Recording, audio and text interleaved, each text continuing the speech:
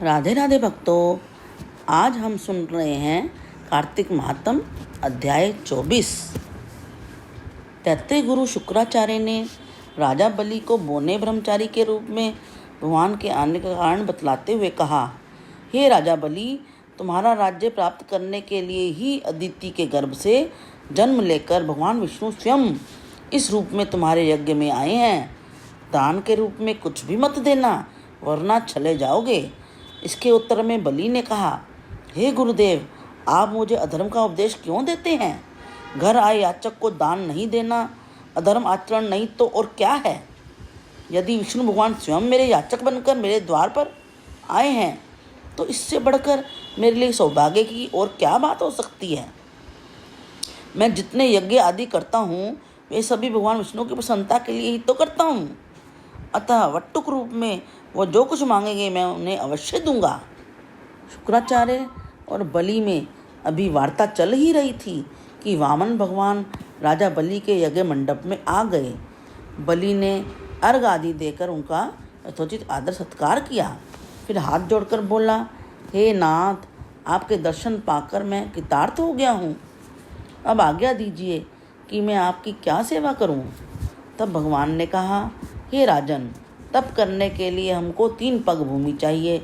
यह सुनकर राजा बलि ने हंसकर कहा, हे वटुक, तुमने यह क्या मांगा? कुछ धन, ग्राम, शहर, हाथी, घोड़े आदि मांग लेते। यह सुनकर वामन भगवान बोले, हे दैत्यराज, मुझे किसी प्रकार का प्रलोभन नहीं है। मुझे तो तप के लिए सिर्फ 3 पग भूमि ही चाहिए। हे राजन, यह पृथ्वी सदैव किसी के पास नहीं रहती। सारी पृथ्वी को भोगने वाले मानधाता जैसे राजा आज कहाँ हैं? अतः मुझे अधिक लोभ नहीं है, मात्र 3 पग भूमि ही चाहिए। चंचल लक्ष्मी को यज्ञ और दान आदि में लगाकर तुम्हारी तरह जो अपना मार्ग सुधारते हैं वे लोग धन्य हैं। भूमि दान से उत्तम कोई दान हुआ ही नहीं और ना ही कोई आगे होगा। अतः हे दानवीर राजा, मुझे मात्र 3 पग भूमि ही दे दीजिए। भगवान विष्णु ने राजा बलि को समझाते हुए आगे कहा, हे राजा बलि, इस संबंध में मैं तुम्हें एक प्राचीन इतिहास सुनाता हूँ। ध्यानपूर्वक सुनो। पहले ब्रह्मकल्प में भद्रमती नाम का एक दरिद्र ब्राह्मण था। उसके सिंधु, यशोमती, शोभा, कामिनी तथा मालिनी नामक 6 स्त्रियां तथा अनेक पुत्र थे। जब दरिद्रता के कारण सभी भूख से अत्यंत दुखी हो गए, तब वह ब्राह्मण सकुटुंब कौशाम्बी नामक नगरी में चला गया।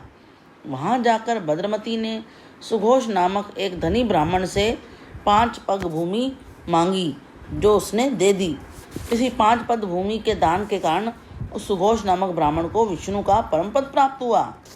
तत्पश्चात एक अन्य ब्राह्मण के मांगने पर भद्रमती ने वह दान में मिली हुई 5 पग भूमि उसे दान में दे दी।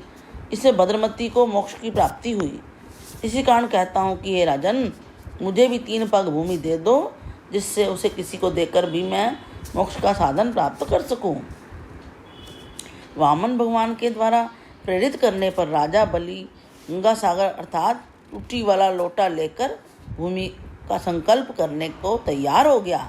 तब शुक्राचार्य जी तपोबल से अपना सूक्ष्म रूप बनाकर राजा बलि को संकल्प करने से रोकने के लिए गंगा सागर की टूटी में जल रोककर बैठ गए। वामन भगवान शुक्राचार्य की इस चाल को जान गए। अतएव उन्होंने एक तेज नोक वाली कुशा लेकर लोटे की टूटी के छिद्र में डाल दी। इससे शुक्राचार्य की एक आंख फूट गई और टोटी से राजा की अंजलि में जल आ गया। राजा बलि ने 3 पग भूमि देने का संकल्प दे ही दिया। उसी समय भगवान विराट रूप धारण करके ब्रह्मलोक तक बढ़ गए और उन्होंने 2 पगों में ही सारा ब्रह्मांड नाप लिया। भगवान के पांव के अंगूठे से ब्रह्मांड फूट गया और फूटे हुए मार्ग से पानी के अनेक स्रोत बहने लगे। भगवान विष्णु का पैर उस जल से धुलता रहा। वही लोक पावन जल ब्रह्मा आदि देवताओं को पवित्र करता हुआ 7 ऋषियों से सेवित सुमेरु पर्वत पर पड़ा तथा गंगा के नाम से विख्यात हो गया। इस प्रकार से पतित पावनी गंगा की उत्पत्ति भगवान के चरणों से हुई है, जिसके स्नान तथा स्मरण मात्र से जन्म जन्मांतर के पाप नष्ट हो जाते हैं। यह दृश्य देखकर समस्त देवता ऋषि मुनि स्तुति करते हुए बोले, हे अनंत मूर्ति, हे जगत संचालक, हे परम पिता और सबके स्वामी, आपको नमस्कार है। इस प्रकार से स्तुति सुनकर भगवान ने सब देवताओं को उनका अपना अपना स्थान दिला दिया और बलि को रसातल में भेज दिया। उसे वरदान दिया कि अग्नि में बिना मंत्रोच्चारण के जो हवन किया जाएगा वह तथा कुपात्र को अपवित्रता से दिए गए दान का फल तुम्हें प्राप्त होगा। इस प्रकार से भगवान ने देवताओं को सुंदर स्वर्ग और बलि व अन्य दैत्यों को पाताल दे दिया। इतना कृत्य करके विराट भगवान पुनः वामन रूप हो गए। तब समस्त देवताओं तथा ऋषि मुनियों ने भगवान की पुनः स्तुति की।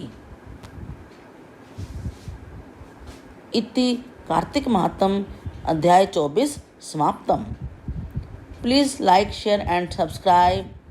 हरे कृष्ण कृष्ण कृष्ण हरे हरे, हरे राम राम राम हरे हरे।